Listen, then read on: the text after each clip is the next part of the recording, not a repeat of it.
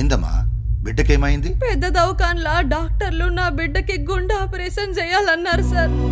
Operation కి 11 లక్షలు అవుతుందంట, లేకపోతే నా బిడ్డ బతకదన్నారు సార్. రెక్కాడితే గానీ డొక్కాడని పేదోళ్ళు కానీ పైసలు యానించి తేవాలి సారు. సీఎం రిలీఫ్ ఫండ్ ఉంది కదా, గదానికి కూడా పోయినాం సార్. అక్కడ 1 లక్ష రూపాయలు ఇస్తానన్నారు. గదేని గుబులు పుట్టి ఏం చేయలేక మీ తానుకొచ్చినాం సారు. ఏదైనా చేసి మీరే నా బిడ్డని కాపాడుండ్రి సారు. ఒక్కసారి గంత డబ్బంటే నా దగ్గరే లేదాయే. సాయం ఎట్లా చేయాలనో అర్థమైతలేదు. సార్, మీ ఫోన్ వాడుకోవచ్చునా?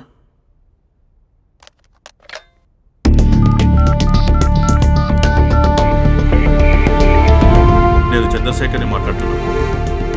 3 ఏళ్ల పిల్ల, ముచ్చటగుంది. ఏం లాభం? పాడు బీమారైంది. ఆపరేషన్కి 10 లక్షల దాకా కావాలి. రేపు పొద్దుటికి ఎన్ని చేయగలం? 4 చేస్తావా? సరే, నమస్తే.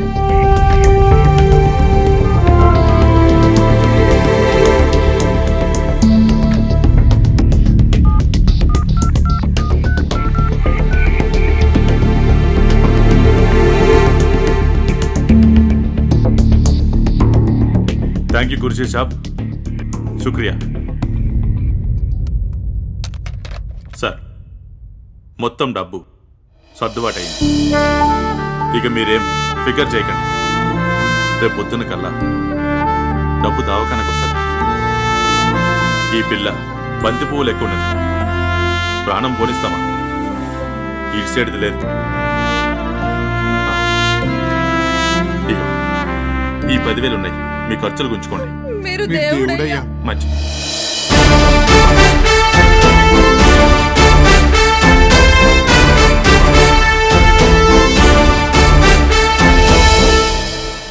Thank you Rao sir.